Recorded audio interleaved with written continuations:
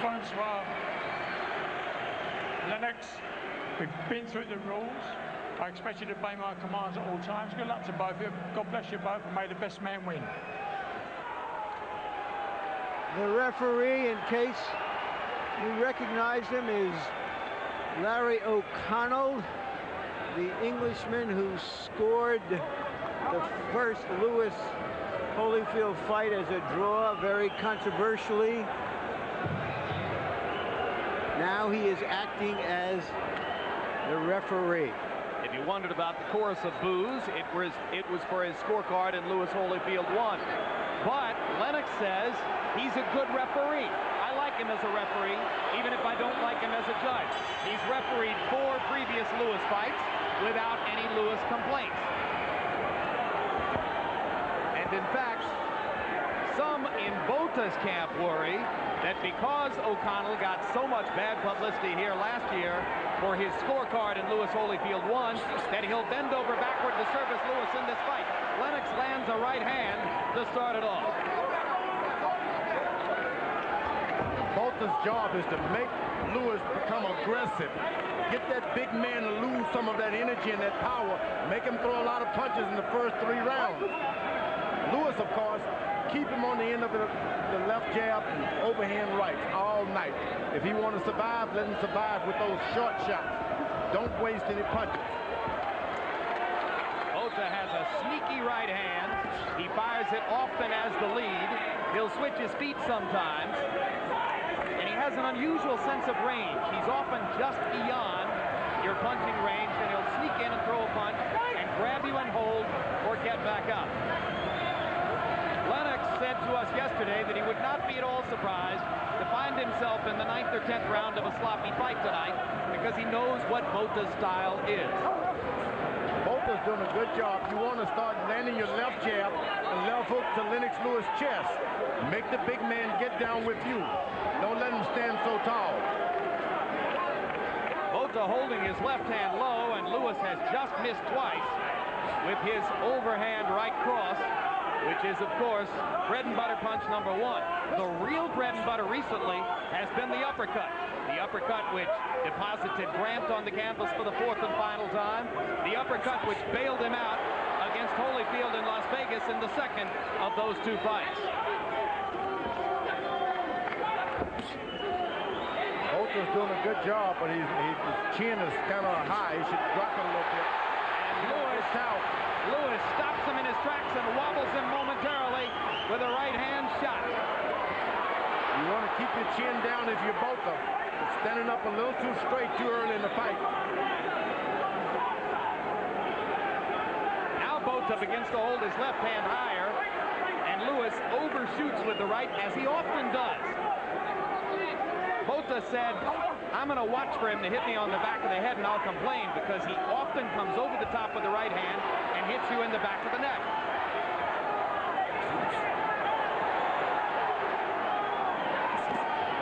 Another right hand lands inside for Lewis.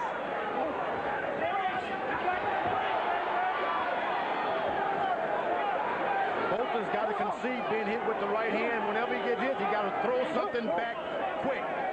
Make Lewis think. That was a pretty easy first round for Lennox Lewis, despite all of Botha's tricks.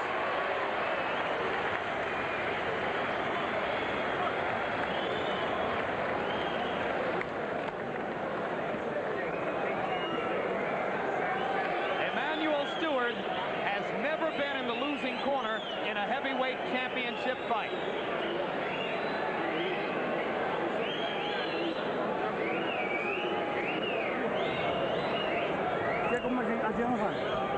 When we're moving to that right side, we have to move forward, step into the side forward, make him react. Don't move to the left side, right? Not yet.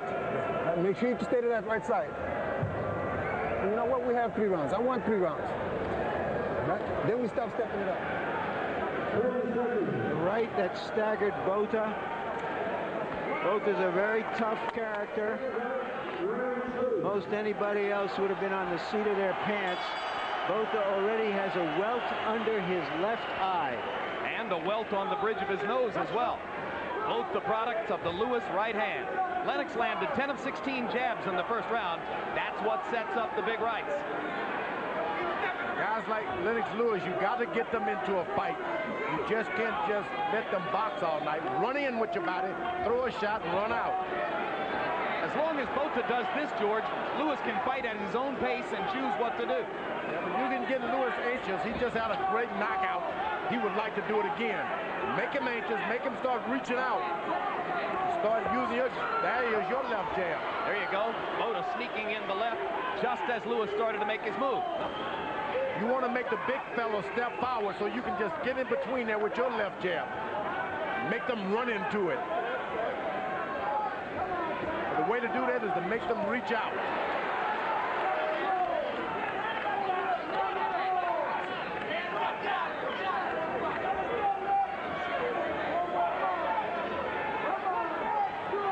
Lewis is a good fighter, but he's had traps set on him before. He's a little too cautious.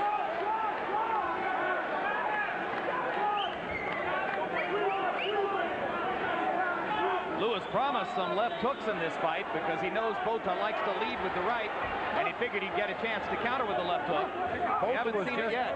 Botha was able to land an important right hand under the body, the side of Lennox Lewis. Very important. He's trying it again.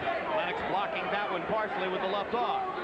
You want to make that big man bring that left hand down so you can see his chin. And as Botha starts to target the body, Lennox unveils the uppercut. Yeah, Lewis drops his left hand just a little bit more.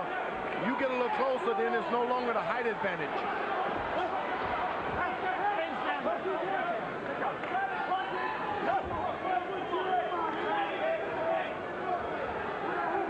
Generally, Lewis likes to keep his left hand out in the guy's face. When you hit him in the body, he takes it back to his side.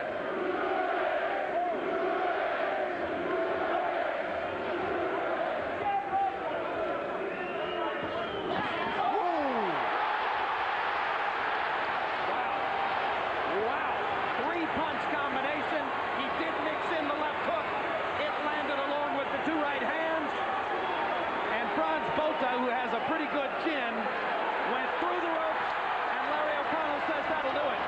He was wobbly. What a three-punch combo that was by Lennox. Never seen Lennox Lewis put together a combination like that. 1, 2, 3, and had some more. Sensational. Absolutely sensational. O'Connell is going to be criticized by a few people for stopping it that fast. But Botha's eyes were glazed. He was wobbly. His knees weren't all there. He took a devastating combination. He would have been out in 15 or 20 seconds, if not before anyway. A very impressive performance by Lewis, proving once again that you can run, but you can't hide. This is the first time we've seen him do this with shorter opponents. How relaxed he looked. And, you know, you start doing that with shorter opponents, there's no end to this man's talent. Well, you know, could he do it with David Tua in November? Tua is considerably shorter than Botha. Take another look at this combination. Right cross, left hook, right cross. Boom, boom, boom. Ooh. Lifted him off the canvas. You can actually call it a four-punch combination, figuring in the jab. I've never seen Lewis do this. This is new. Botha has never, ever been dominated in a prize fight the way he was tonight. Not even close. He's been in every fight, particularly in the early rounds. I mean, he handled Tyson with so much ease for 4 rounds that it made it look too easy to him. Here, he was never in it, and Lewis just exterminated him with that combination. So he gets a 2-round knockout over Grant, and now he gets a 2-round knockout over Botha. Well, Emmanuel Stewart asked for consistency. You can't get more consistent than that in back-to-back fights. He did what a real champion is supposed to do against a guy who it is not easy to do it against. Coming back with a left hook behind that right hand is something you never expect Lennox Lewis to do. Hey, I'll say it again, and this comment after the Grant fight got ridiculed in one of the boxing magazines, but I'm sticking to it. He's getting better, George. He's actually getting better. At 34, you get better if your legs are still there. Pretty remarkable performance.